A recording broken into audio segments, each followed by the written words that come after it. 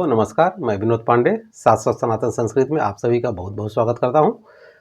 आज का ग्रंथ जो मैं प्रस्तुत हूं लेके श्री नरसिंह पुराण। तो अब एक पुराणों की श्रृंखला चलेगी। वैसे तो ये उप पुराण में आता है, जैसे कि 18 अपने जो मुख्य पुराण है उन्हीं के साथ साथ 18 उप पुराण भी माने गए हैं।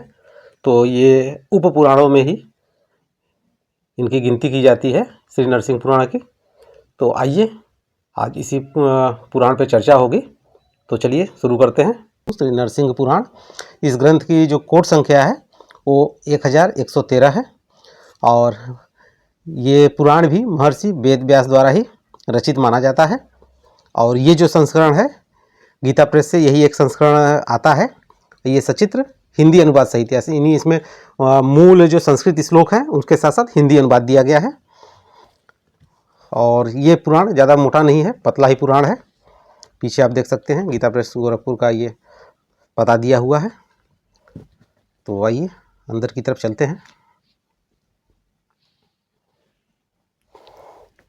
यहाँ पे आप देख सकते होंगे गीता प्रेस गोरखपुर से प्रकाशित जो अन्य पुराण और उपनिषद हैं उनके बारे में यहाँ पे बताया गया है।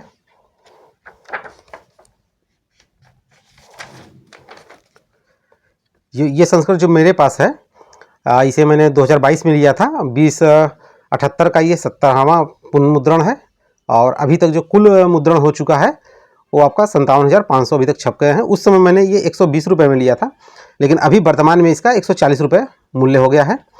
और आप कोरियर और डाक से मंगवाने के लिए देखिए यहाँ पे पता दिया गया है। ऑनलाइन आप यहाँ पे गीता प्रेस बुक शॉप.in यहाँ पे जाके इस साइट पे आप मंगवा सकते हैं। इस ग्रंथ को भी, इसके अलावा अन्य ग्रंथ को भी आप मंगा सकते हैं।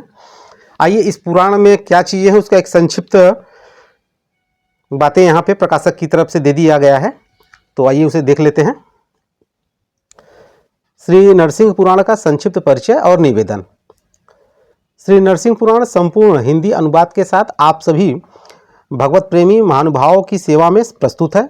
इसके पूर्व यह कल्याण वर्ष 45 अग्निपुराण तथा गर्ग संहिता के उत्तरार्ध के साथ सन 1971 ईस्वी के विशेषांक के रूप में प्रकाशित हुआ था।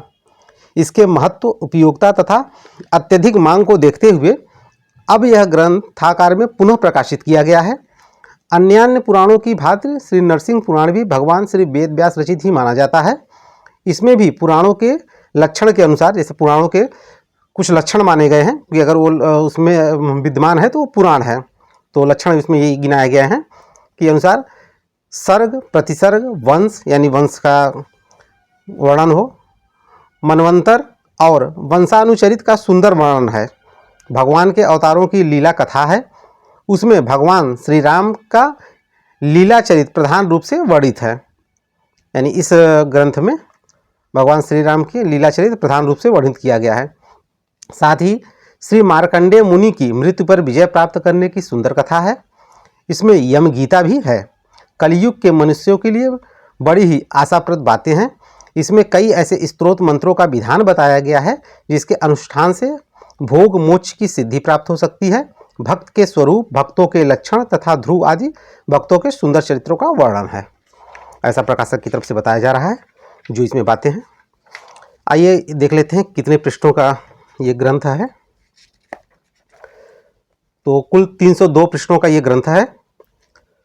अंतिम पृष्ठों में गीता प्रेस गोरखपुर से प्रकाशित पुराण साहित्य, उनके जितने भी पुराण और उनके जितने भी संस्करण जितने भाषाओं में आते हैं, जैसे कि यहाँ पे तमिल, तेलुगु, मराठी इत्यादि में जो जो ग्रंथ आते हैं वो भी बताया गया है। तो यहाँ से आप ये कोड के साथ ये देख सकते हैं। इस पृष्ठ पे भी यही दिया गया है और अंतिम में भी यहाँ पे दे दिया गया है। तो आइए अब विषय सूची पे चलते हैं और विषय सूची के बाद सीधा श्री नरसिंह पुराण पहला अध्याय यहाँ पे शुरू हो जाता है। आप देख सकते हैं एक तरफ मूल श्लोक दिया गया है और उसी के साथ साथ दूसरी तरफ श्लोक श्लोक का क्या यहाँ पे जो अनुवाद दिया गया है। तो श्लोक संख्या 1 यहाँ पे देखिए 1 लिख दिया गया है।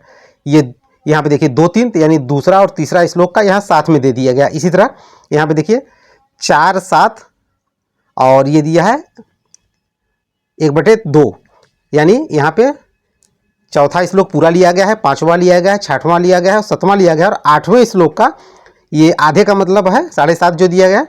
ये जो पहला वाला श्लोक है आठवें का, ये पहली लाइन इसे भी इसी में सम्मिलित कर लिया गया है। इस तरह से समझना चाहिए।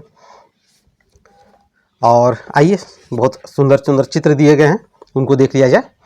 यहाँ पे श्री नृसिंह अवतार हिरण्यकश्यप का वध करते हुए और प्रहलाद को आशीष देते हुए, यहाँ पे देखिए भगवान का बहुत सुंदर चित्रण किया गया है।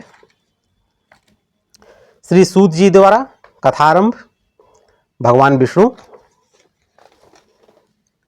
मत्स्य अवतार, कूर्मा अवतार, यहाँ पे अवतारों का भी सुंदर चित्रण दिया गया है। वराह अवतार, परशुराम अवतार और एक अंतिम जो पृष्ठ पे ये चित्र है राज्याभिषेक का है, बहुत ही सुंदर चित्रण किया गया है। श्री हनुमान जी यहाँ पे देखिए विराजमान है। तो आइए विषय सूची पे एक संक्षिप्त नज़र डाल लेते हैं। यहाँ पे देखिए अध्याय, विषय और पृष्ठ संख्या दी गई है और इसमें कुल 68 अध्याय, ये जैसे पहला अध्याय दूसरा था तो कुल 68 अध्यायों में विभक्त है। ये पहला है प्रयागराज में ऋषियों का समागम, सूत जी के प्रति भरद्वाज जी का प्रश्न, सूत जी द्वारा कथारंभ और सृष्टि का वर्णन। दूसरे अध्याय में ब्रह्मा आदि की आयु और काल का स्वरूप बताया गया है। तृतीय अध्याय में ब्रह्मा जी द्वारा लोक रचना और 9 प्रकार की सृष्टियों का निरूपण। चौथे अध्याय में अनुसर्ग के सृष्टा। पांचवें अध्याय में रुद्र आदि सर्गों और अनुसर्गों का वर्णन, दक्ष प्रजापति की कन्याओं की संतति का विस्तार। फिर छठे अध्याय में अगस्त्य तथा वशिष्ठ जी के मित्रावरुण के पुत्र रूप में उत्पन्न होने का प्रसंग यहाँ दिया गया है। सातवें अध्याय में मार्कंडेय जी द्वारा तपस्या पूर्वक श्री हरि की आराधना और मृत्युंजय स्तोत्र का पाठ और मृत्यु पर विजय प्राप्त करना। ये इस ग्रंथ का एक महत्वपूर्ण खंड है। मृत्यु और दूतों को समझाते हुए यम का उन्हें वैष्णवों के पास जाने से रोकना, उनके मुंह से श्री हरि की महिमा नाम की महिमा का सुनकर नरकस्थ जीवों का भगवान को नमस्कार करके श्री विष्णु के धाम जाना। 9वें अध्याय में यमाष्टक यमराज का अपने दूतों के प्रति उपदेश। 10वें अध्याय में मार्कंडेय का विवाह पर वेद शिरा को उत्पन्न करके प्रयाग में अक्षय वट के नीचे तप एवं भगवान की स्तुति करना।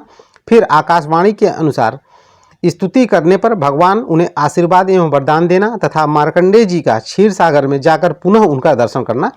इसी तरह से अध्यायों में चीज़ें विस्तृत है। अगर मैं पूरा पढ़ के अगर सुनाता हूँ तो चलचित्र काफ़ी लंबा हो जाएगा, उसकी आवश्यकता नहीं है। आप लोग इसको लेके खुद पढ़ें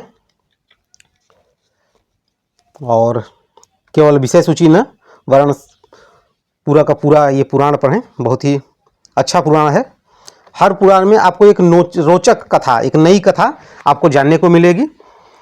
तो जैसा कि मैंने पहले बताया था कि ये 18 उप पुराणों में इस पुराण की गिनती होती है। तो अब धीरे धीरे उप पुराणों में अभी मैंने ये शुरुआत किया है। ये पहला ही चलती पुराणों पे है मेरा और ये एक उप पुराण। ये आज मैं ऐसे ही मैं सोच रहा था कि किस विषय पे चलचित्र बनाऊं, तो एकाएक ही सबसे पहले इस पुराण पे नज़र पड़ी तो मैं कहा कि इसी पे बना लेते हैं। तो इस पुराण से संबंधित या कोई और शंका हो तो ज़रूर बताएं और मेरे इस कार्य को आप लोग सराह रहे हैं, इसके लिए आप लोगों का बहुत बहुत धन्यवाद। और कुछ लोग कुछ कमियां भी बता रहे हैं, उनका भी स्वागत है, क्योंकि कमियां बताएंगे तभी मैं उसे सुधार सकूंगा। तो इसी सब बातों के साथ आज के इस चलचित्र को विराम देते हैं। अगले चलचित्र में एक नए ग्रंथ, एक नई बात के साथ फिर प्रस्तुत होऊंगा। तब तक के लिए आप सभी का बहुत बहुत धन्यवाद।